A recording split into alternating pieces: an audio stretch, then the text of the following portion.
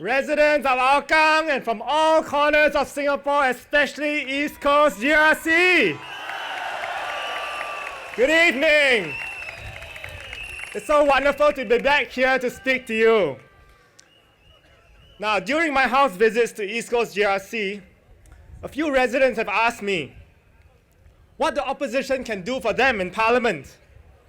Some think we have only a few elected MPs. We can't get laws changed or prevent bad laws from being passed. We can only make speeches and hope for the best. I believe that our value as an opposition party is not just about taking up more seats in Parliament, making speeches. It's much more than that. First of all, if you elect a sizable number of opposition candidates into Parliament, it will send a signal to the PAP that all is not right with their policies and their attitude towards the people.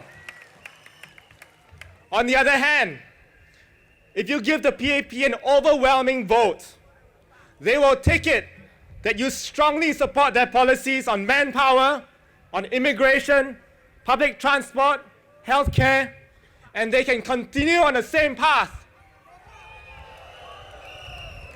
Second, once we have a critical mass of capable MPs in Parliament, we would have the resources, time, and manpower to scrutinize government policies more closely, propose better alternatives, and put pressure on the government to implement those policies. We need enough MPs to be able to effectively examine the work of over 16 ministries, 66 statutory boards, and many other government organizations.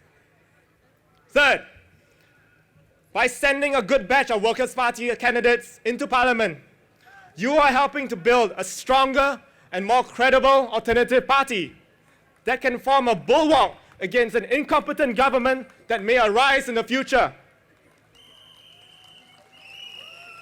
No governing party lasts forever.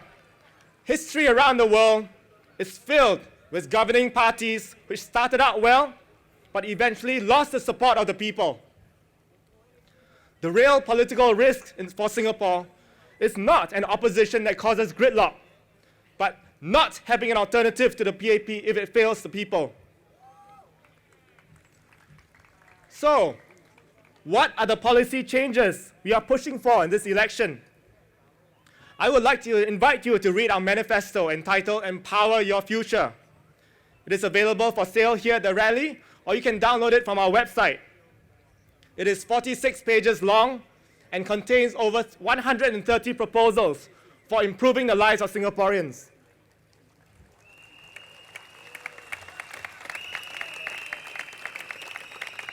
Today, I will talk about one major economic proposal in our manifesto: the introduction of the national minimum wage.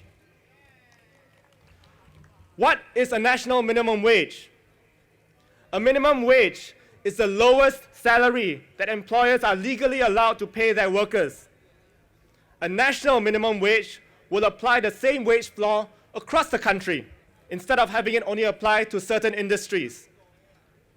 The minimum wage is not a new concept. The first minimum wage law was introduced in New Zealand in 1894.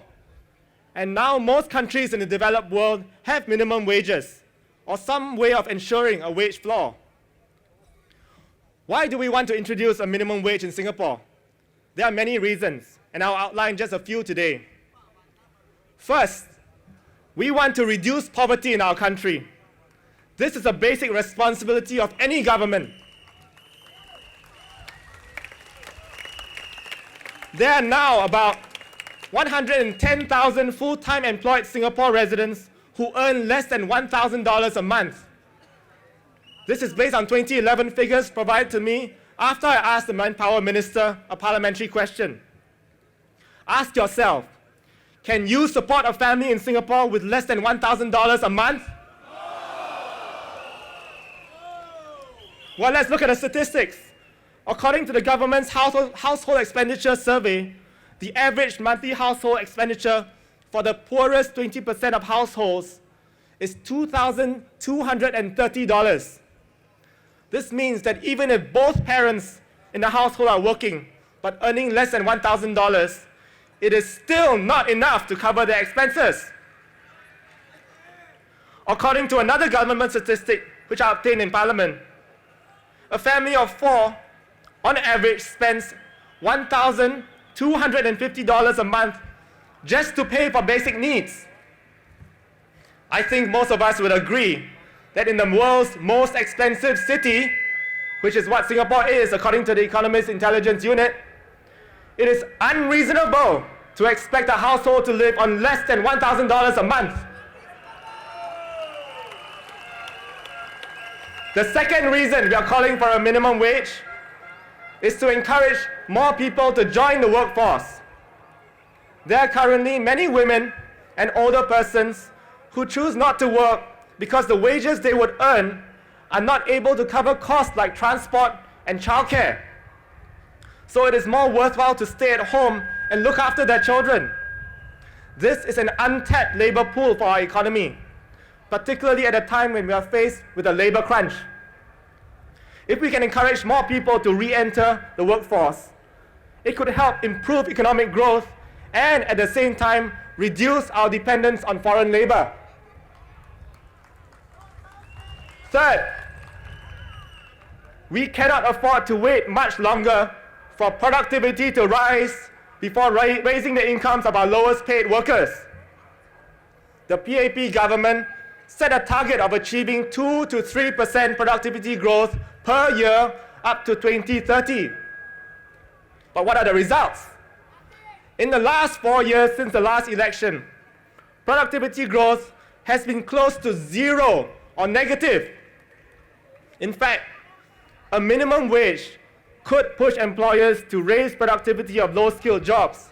It could incentivize them to provide better training for our low-skilled workers and introduce automation to help raise workers' productivity and match the higher wage levels. There are other reasons for introducing a national minimum wage, and there are many exceptions that are usually granted to reduce their negative impact on businesses. I do not have the time to elaborate on them in my speech, but the Workers' Party welcomes a national debate on this issue. We will be happy to address this issue in more detail during the course of this election campaign. A national minimum wage is just one of many proposals that we are pushing for in Parliament, if you elect us as your representatives. Our goal is not to oppose for the sake of opposing. We will not oppose everything the government is doing, but we will work with the government to identify better solutions and put pressure on them to implement those solutions for the benefit of Singaporeans. Fellow Singaporeans, we stand at a critical moment in our history as a young nation. We are no longer a developing country that is struggling for survival.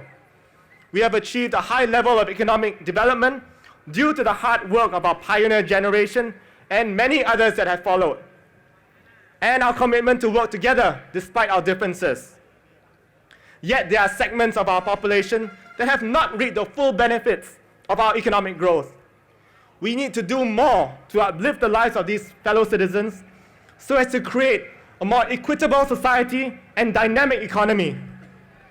The Workers' Party has and always will stand on the side of Singaporean workers and their families. Please support us in this election so that we can continue to push for more compassionate and sound economic and social policies. Vote for the Workers' Party. Vote to empower your future. Thank you.